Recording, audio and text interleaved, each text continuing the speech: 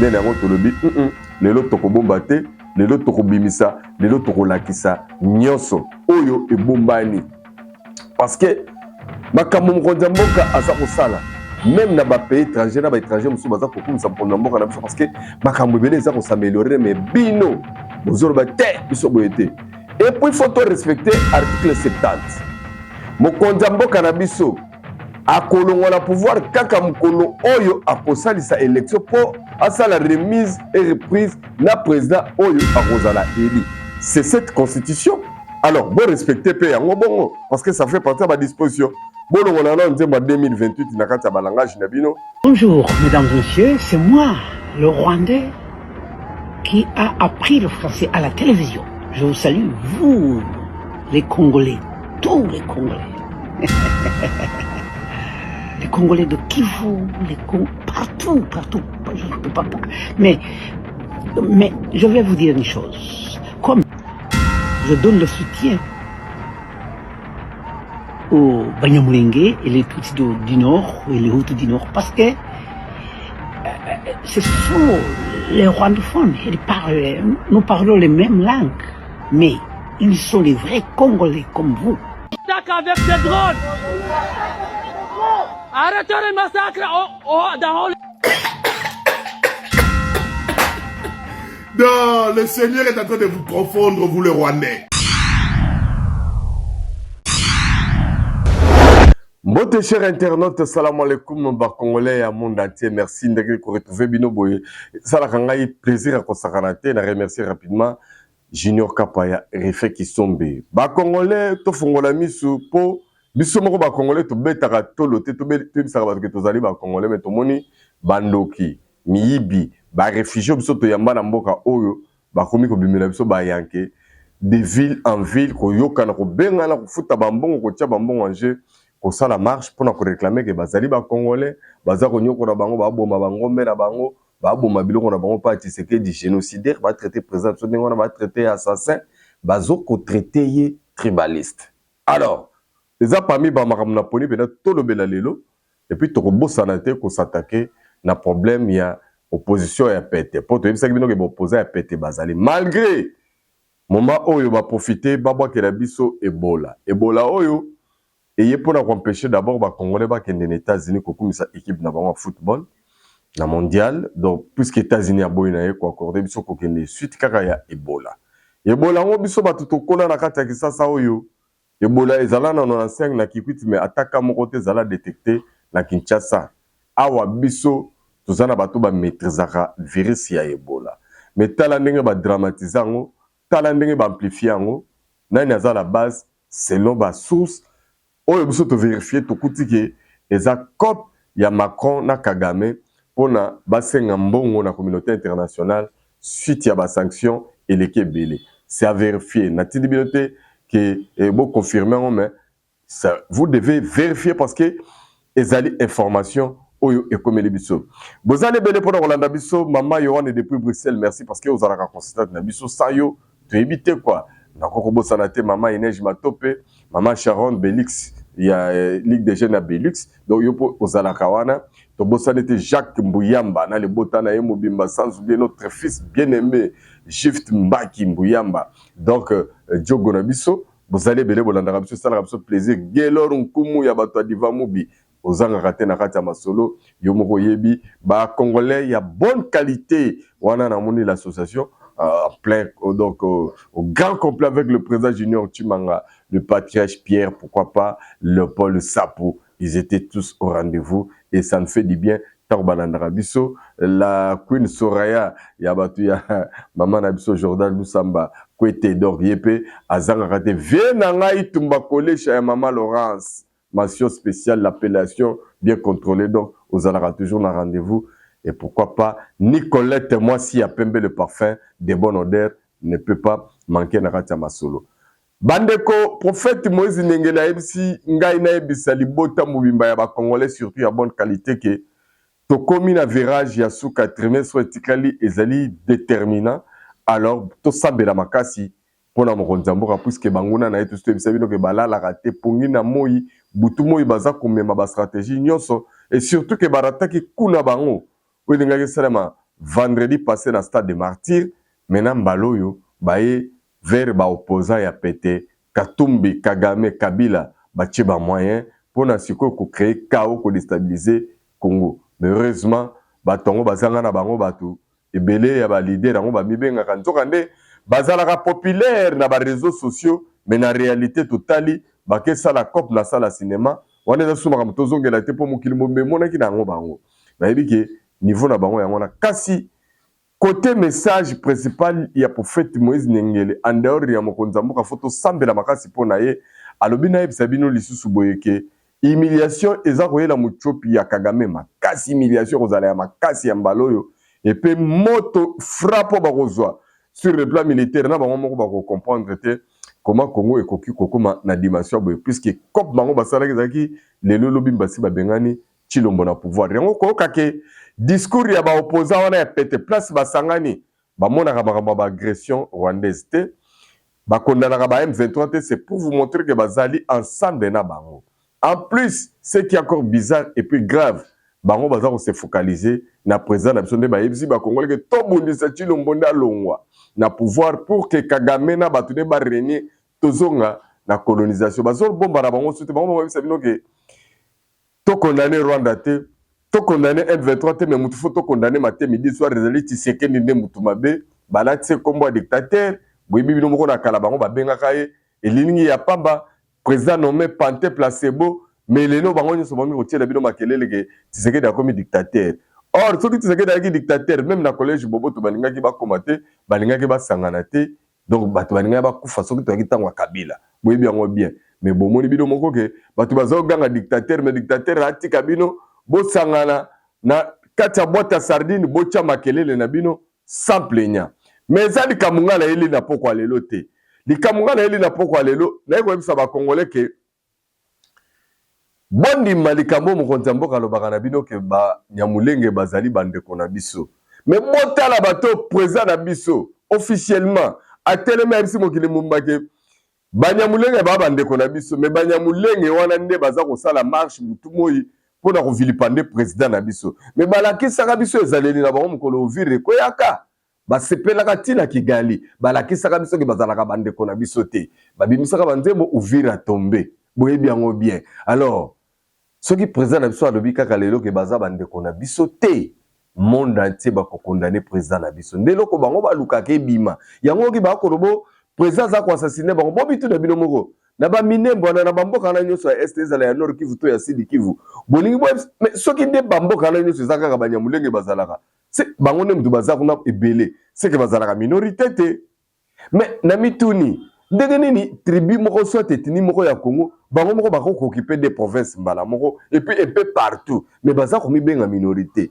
bakongolais bososola bakongolais ya mauvaise qualité bobima na nkuto bokoti boya mbangu côté bandeko na bino bazali parce que lelo tozana ba démonstration tokolakisa bino président kokoloba teke banyamulenge ba congolais te président fa loba mais biso moko ba congolais nde photo ebisa mokili mombake bango bazali ba congolais te pona kolakisa bino ke bazalaka ba congolais te parce que baza na dialecte te ndenge biso tozalaka baluba bien sûr les seul tribu eza ko englober langue nationale et puis des langues maternelles na bango bandeko na biso baluba mais bandeko na biso ba Congo bango nyonso mutu na mutu ki Congo eza dialecte na été ki Congo ezali langue nationale mais mutu na mutu tango azonga na mboka na ye akoloba munoko mboka na ye bandibu bakoloba kindibu banyanga bakoloba kinyanga batandu bakoloba kitandu bazombo bakoloba kizombo bayombe bakoloba kiyombe bangala bango nyonso bakoloba lingala tango bakutana mais mutu na mutu tango azonga na tribu na ye bamongo bakoloba kimongo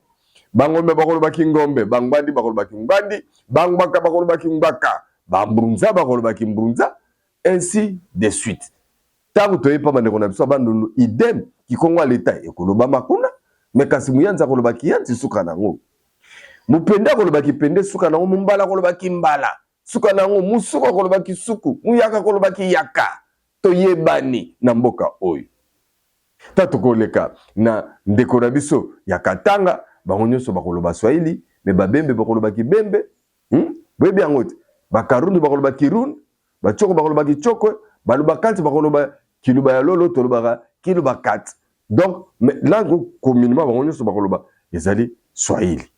Tant que tu es dans le nord Kivu, dans le sud Kivu, tu as barega bakolobaki rega, banande bakolobaki nande, fulero bakolobaki fulero, bashi bakolobaki shi. Donc, tout d'abord na dialecte là-bas, sauf bato ba mi collé na makaske baba congolais bango ba Kinyarwanda langue yebani ya ba Rwandais.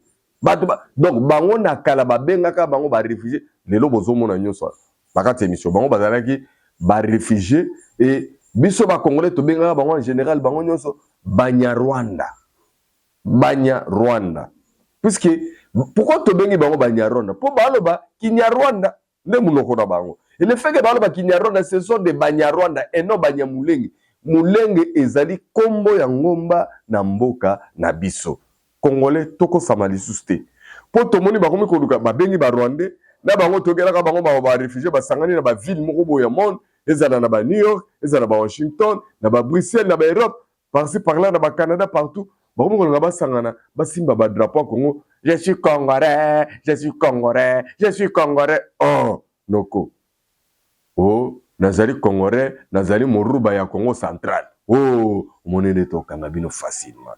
Alors, tous à la district n'avait nana confiance à la diaspora puisque les 25, il faut qu'on bima pena mo bondo. Et puis place ba congolais bazali ba congolais tant to bimaka na ba marche to bimaka biso nyonso to bimaka balu ensemble bazana ba Congo bazali ba Swahili bazali bangala bazali et c'est ça la force qui fait que nous sommes des Congolais. Mais bota na bandeko tant bango na bango Banyarwanda bango na bango et sopa bango fort et reverser mon entier bien on est mbongo ya suka ba ko bimisaka ya ngona pona ko déstabiliser suko ba bali ba oboki C64. C64 bimi ezobangisa nango biso te mais place tomoni bango bazoba général batwana nyoso. O azala leze alimbisa ngai na bengi bango bazoba pourquoi? Parce que bobimisi le kombo C64 veut dire article 64. Mais moi expliquer pe ba congolais article 64 ça na 2 alinéas. Il faut te respecter en ezali constitution. Il faut te respecter en ezali 2 alinéas. C64 il fallait que na discours na bango ba condamner M23 mtazo ninga ko renverser l'institution établie. Yende azori nga zo pouvoir par force asimbi minduki. Aya ko sa bokonzo ebimi na moyen ba élection. Ou bien ba démocrate te ba opposant ba zo ba bien ndengeni. Donc bato yo faut bossa la C64 ezali M23 na AFC. Puisque baza na légitimité moko popularité. Bakangi Goma na Bukavu na Makasi baza ba élite. Bango ne photo sala bango barrage. Mais tokoki ko sangana te biso ba congolais. Tout ça la barrage na Tshisekedi pour la nini Tshisekedi azara kati ya mandat na normal peuple nda pesier. Mais yo ke ça ba tout faut ça la barrage na Tshisekedi jamais. Na yango faut Tshisekedi a utilisé alinéa de article 64 akanga bino nyonso bato bazali ko comploter pour na ko renverser pouvoir établi légalement et d'une manière légitime. C'est aussi comme ça qu'on doit réfléchir. Ou bien yo zoyeba na yote. Donc, ba distraire yote, ba sangana na haine, o baza ko latela mokonza mboka baza ko respecter Kagame na ba M23 mutu bazali banguna. O ba ko boma biso ba congolais mipiku, bato ba vegle bango ba mona raté, ndena ngo tolobi, lelo toko bomba te, lelo toko bimisa, lelo toko lakisa nyonso oyo e bombani. Parce que makambo mokonza mboka aza ko sala. Même na ba pays étranger na ba étranger musu baza ko kumisa mokonza mboka na biso parce que makambo bele za ko s'améliorer mais bino et puis il faut respecter l'article 70. Mokonza mboka na biso akolongo na pouvoir kaka mokolo oyo akosalisa élection pour asala remise et reprise na président oyo akozala éli. C'est cette constitution. Alors, bon respecter pe yango bongo parce que ça fait partie de ma disposition. Bon on a en 2028 na kati ya balangage na bino. Donc en bref, na limite là le bateau mais ce qu'il nous faut maintenant ezaka juste bolingo ya Congo na ya ba congolais par rapport à mboka na biso ba congolais. En tout cas na ebele comme souste on a encore ramener le plus propre pour comprendre mais pour bien aller, il faut d'abord biso ba congolais ndenge na lobby na voix officielle et pas le président à la droit ko ba nyamulenge ba bande ko na biso mais biso moko ba congolais le droit te bani tiré na définir bino. Ndenge ezale la biso ba congolais place to kuta na kata to zana ba mobilisation bisika ta to lobili kambu to kuta na biso nyos to na sans discrimination ni distinction wana to zara pena ensemble bangala baluba ba Swahili ba Congo. Donc ça nous revient nous les Congolais. Voilà pourquoi on a exhorté ba congolais mingi ya diaspora que lundi na lingi na yo kasango lundi na lingi na sentir que poto wana bokendaki ya pamba te ba mbrebino te. Donc le Congo d'abord, le reste après. Koyela biso ba n'importe quoi te. Nous sommes en train de faire face à Kagame et ses supplétifs. Donc ce sont les Rwandais où ils ont financé bango baka ko s'infiltrer dans les Congolais ba drapeau beaucoup monde ba retient le bateau na nyosto. Mais pour commencer, j'appelle quand même Honoré Ngbanda, paix à son âme.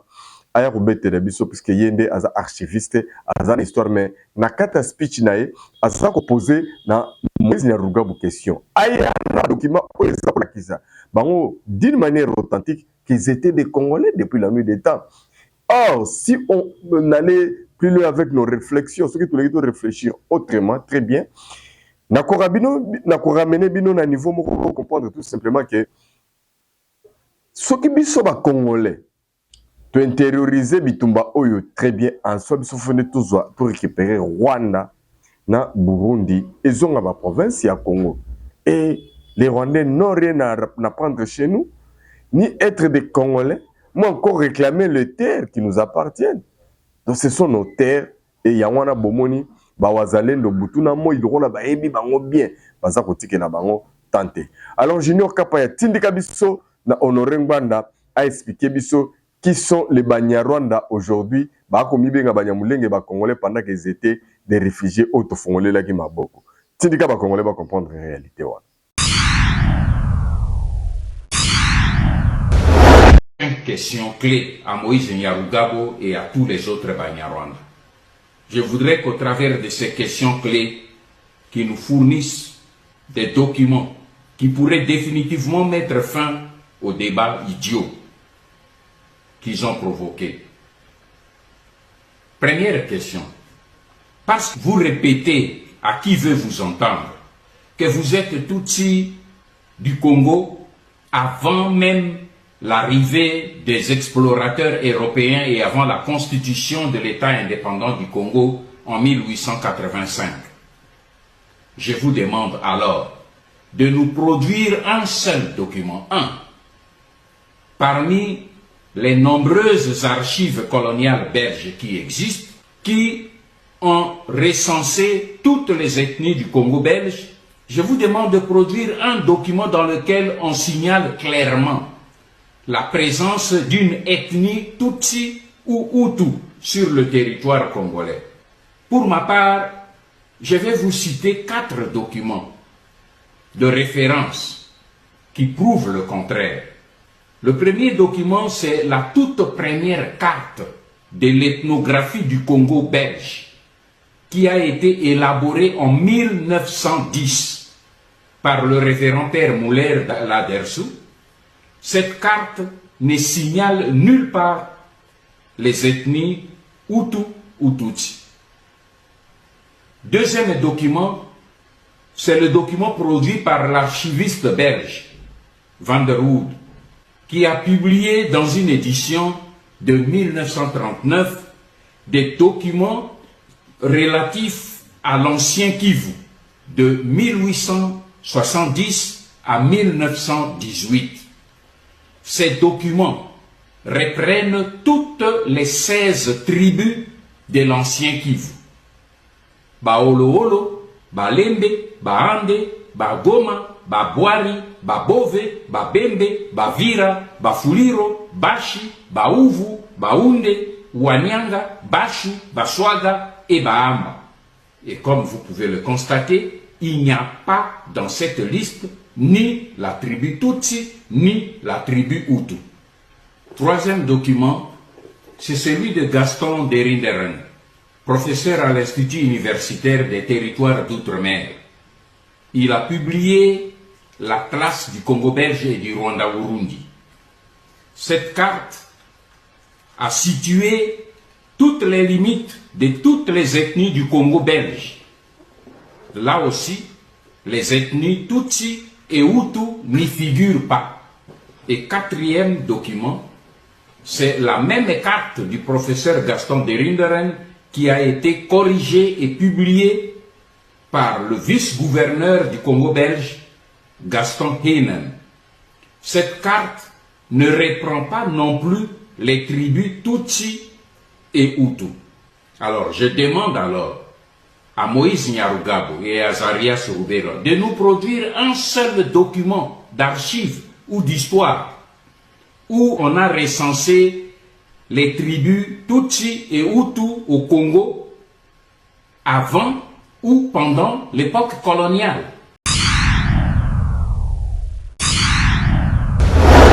Alors, landa sous vidéo, ils ont le toujours kaka, Banyamulenge, wana azali natif ya Uvira, azaro bete lisolo, ya Banyamulenge. Qui sont les Banyamulenge? Ah, tout le monde kaka, ba image ndeloba, yango moko, et pour nous ça la plaisir, surtout dans le Francis Colombo depuis Kampala. Je pense que c'est Maurice Toko naïb sabino ke mikolo yo, ana boma ana États-Unis, tazo passé ba séjour ki Toko, atindeli bino so nakaye mbote parce que tambo kakaye ah et ça la kaye plaisir à konsakanate mais lisolo to ana ngolelo Banyamulenge bazali bandeko na bisote, bazali ba infiltré, on peut comprendre que vrai Zaïrois ont aimé Zaïre très bien avant 96. Les Banyamulenge n'existaient pas au Congo. Et voilà pourquoi, tant nous avons 450 tribus. Les Banyamulenge ne figurent pas. Tina ba misé na Belgique ou na Cambie même, arrivé à Afdel, ba détruisa qui bilo qu'on a vu et belé, surtout dans l'Institut géographique. Place bilo qu'on a vu sur la carte, ba bouzia kango parce que il y avait un plan. Il y a destruction, il y a dépeuplé la population nabiso pour na s'implanter na bakoma bakolomboka et pour baser la fière chaque jour, il est au Rwanda, il est rwandais, il est au Congo, il est congolais. Voilà place balingi bazo babiso mais bakolomate. Kapa etinde kabiso.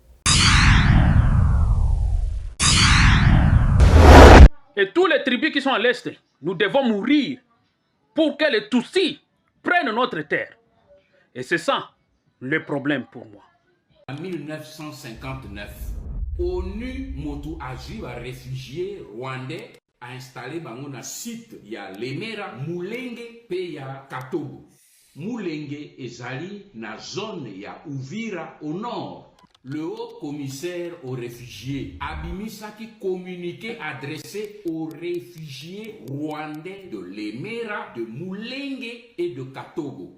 Pe alobi na bango le kwa bozali ba rwandais bosa la politique était bomi mêlé na politique ya mboka oyo te. Banyamulenge ezali kombo ba inventé yango tango bisengimana a initié ba loi oyo pote ba pesa bango nyonso nationalité congolaise. Moto ya bimisaki yango un certain Kisaro.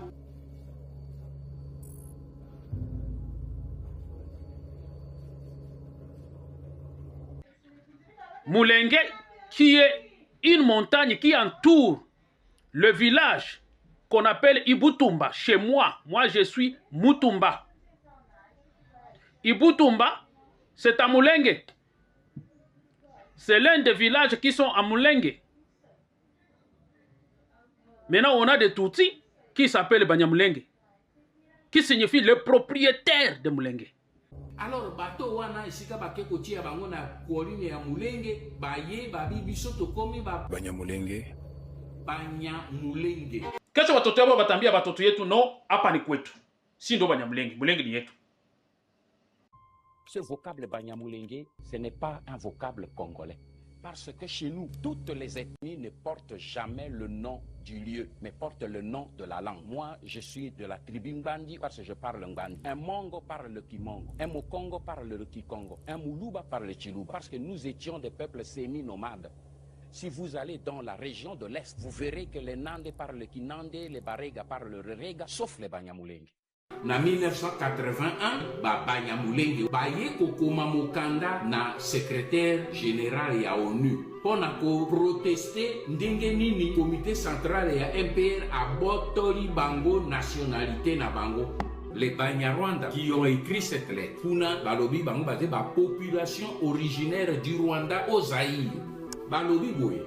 Nous n'acceptons pas d'être dépouillés de la nationalité zaïroise à laquelle nous avons droit depuis 1992. C'est la raison pour laquelle nous vous demandons d'intervenir auprès du gouvernement zaïrois pour qu'on accorde avec les populations des zones l'autodétermination soit organisée dans les zones de Goma, Ruchuru, Walikale, Masisi, Kale, Ijoui, qui, après ce référendum, sous l'égide des Nations Unies et de l'Organisation de l'Unité africaine, constituera un État à part qui aura à solliciter une reconnaissance internationale. Donc moni bapaya oyo onu alobaki oke koti ya bino likona ngomba wana bofandi bozeba congolais la politique était au cas maintenant bango wana azo komela onu mokanda wana koloba ke basala référendum pour que bango esiko bazali wana bakoma un état à part. D'ailleurs, les gens qui s'appellent Banyamulenge aujourd'hui, ils doivent m'apprécier. Parce que niko nafanya vitu venye bita void vita ya kesho entre batoto yabo na batoto yetu. Parce que hii vitu ya kukia mungini yetu banaanza kujiita Banyamulenge, banaanza kujiita Banyamasisi, banaanza kujiita this and that. Bita tuletea vita kesho.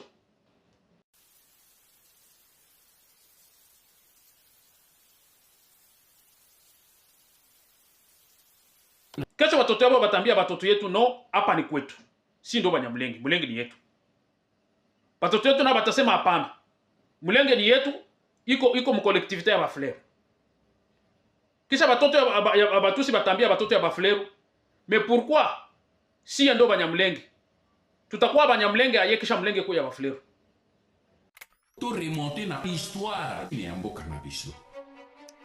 Na 1919, na conférence à Versailles, na Paris. À la fin de la Première Guerre mondiale, le traité de paix de Versailles a été signé et il a été décidé de créer la Société des Nations. Il fut décidé que les anciennes colonies allemandes seraient administrées par les nations victorieuses. Bakamataki Rwanda pe Urundi, qui étaient issus en colonie allemande, et commis sous mandat ya Belgique. Le Parlement belge a bimisaki la loi sur le gouvernement du Rwanda-Urundi. Le 21 août 1925, on a annexé administrativement le Rwanda-Urundi na Congo. Mais le Rwanda-Urundi a gardé ma frontière na ba territoire intact, c'est dans la loi. En 1994, le gouvernement de Mobutu, qui voyait d'un mauvais œil l'ingérence rwandaise sur son territoire, a ordonné aux Tutsis de quitter le pays et a fermé la frontière. Les Aérois qui avaient fermé leurs frontières.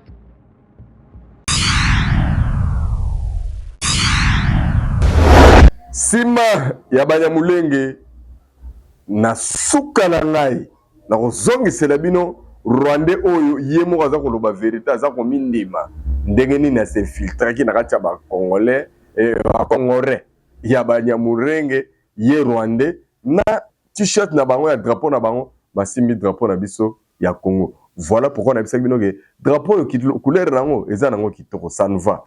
Mais à la longue, lorsqu'on va changer la constitution, on va changer aussi ces drapeaux pour que tout comme on a drapeau na biso oyo Moïse Ndenge l'a révélé sur le plan spirituel, il y a deux couleurs, jaune, noir, kobangate et zako ya moma mandala la peko ya. Alors kapaya, webi ke nako saote opposaka moko to la gine leader makasi ya kufa ndenga kenda boye muto kotika na kosala lokola Etienne Tshisekedi na kati ya kisasa oyo akanga kisasa taku tu failo abimaki akosa ba congolais ke yende asalaki DPS même ko za incapable la kobisa la fois dembelaka bato bosali C64 na failo boye ba ke mikole koya C64 koma ya failo boye biloko bosangana ka bosali na ye yakanga makango ekomi yaye to ye bien ndenga fonctionnera lui-même est incapable de ose décider na ye ezala likolo akokate pas za la kana batute. Ça c'est vrai, ce sont des opposants, il y a mallette, bazanga bat. Et puis population les lois a éveillé à comprendre bango bazanga bango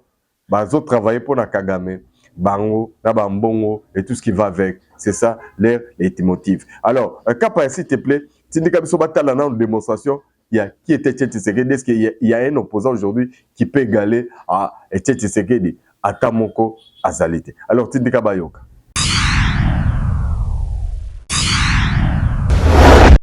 rentre dans son pays après 2 ans d'absence.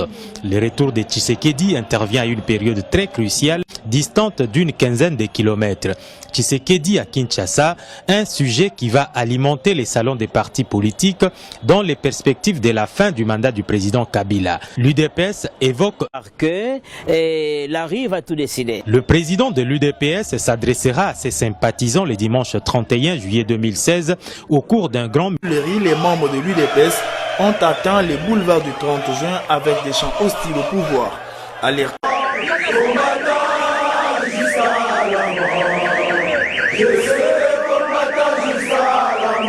Après la...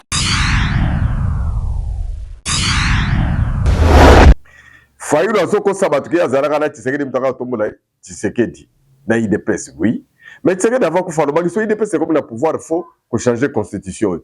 Fayulu to asalaka plan na ya sortir crise. Alors baka faut revoir babilo rebelle na constitution baninga basala na moyen. Ba délit c'est ça en tout cas congolais ba manipuler comme facilement la population pourquoi to sopana ka boy.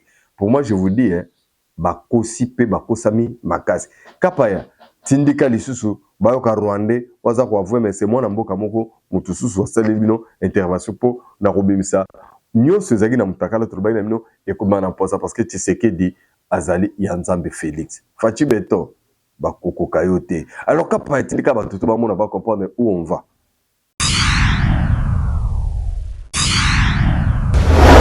Peuple congolais, bonjour. Vous voyez ce monsieur ici là. À Tambolaki, na marche au Ezaki na Bruxelles, au Babaï non, Batouti, des Congolais de la diaspora, on a marché. Et ce monsieur était là. On a un drapeau naé. Or, quand vous disiez que non, ce n'était pas des Banyamuleki. C'était des Rwandais. Au Bazara Ekuna. Accompagné par Pichou Chomombo na Paris, Bozo Talae. Bino Bata Paris. Na oyaza na Bruxelles. Rwandais yeyo. Azo déclarant yemoko. Boyokaye. Peuple congolais. Changeons cette constitution. Soutenons le président le plus Félix Antoine Tshisekedi. Tolandaï. Écoutons. Bonjour, mesdames et messieurs, c'est moi, le Rwandais, qui a appris le français à la télévision. Je vous salue, vous, les Congolais, tous les Congolais. Les Congolais de Kivu, partout. Je ne peux pas. Mais je vais vous dire une chose. Comme je donne le soutien aux Banyamulenge et les Tutsis du Nord et les Hutus du Nord, parce que ce sont les rwandophones. Nous parlons les mêmes langues, mais ils sont les vrais Congolais comme vous. Déjà, je vous ai déjà dit, j'aime tous les Congolais. C'est pourquoi j'ai toujours ça. Alors, même vous parlez trop, moi je ne veux pas changer. Ce que je pense, ce que je dis, je suis toujours avec les Banyamulenge et les Tutsis du Nord dans mon t-shirt rwandais. Est-ce que c'est... Comment on dit en français? Non. Je suis un Belge et en même temps rwandais. Merci. Peuple congolais. Bolandi. Peuple congolais. Pour la nini bozonga koyokate. Pour la nini misusu bo garder kaka haine. Nabino pour na Félix Antoine Tshisekedi. Bozota la bobi tumba o azako bunda. Pour dérwandaliser la RDC. Botal, Rwandais, a expliqué Binopé. Nous devons changer cette constitution. Toko changer yango. O ya mitema mabe. O bazana haine. O pour la mutuna bon na kaka non élection. Bon na kaka Tshisekedi dans sa troisième mandat. Et Talibino. Le peuple congolais dans son ensemble. Nous allons changer cette constitution. Botala na kata marche. Botala mutoyo. Boyoka bien. Nani boyoka bien. Et puis tozo. Boyoka na. Des drones. Arrêtez les massacres dans le plateau. Est-ce que Boyoka est bien? Donc, Boyoka est bien. Donc, on va avoir l'absus, hein, et Kangiye. Boyoka plutôt bien. Arrêtez de bombarder le Rwanda. Le Rwanda. Donc, Rwanda est comme il va la Mounoko. Attaque avec des drones. Arrêtez les massacres dans le... Non, le Seigneur est en train de vous confondre, vous les Rwandais. Le Seigneur est en train de vous confondre. Bozoko Bundisa, le fils de l'homme, le fils d'Abraham, Félix Antoine Tshisekedi, peuple congolais, nous allons changer la constitution. Nous n'allons pas modifier, nous allons changer cette constitution et qu'on sera une constitution faite par des Congolais. Que Dieu bénisse la République démocratique du Congo et que Dieu bénisse le président de la République, Félix Antoine Tshisekedi. Chilo.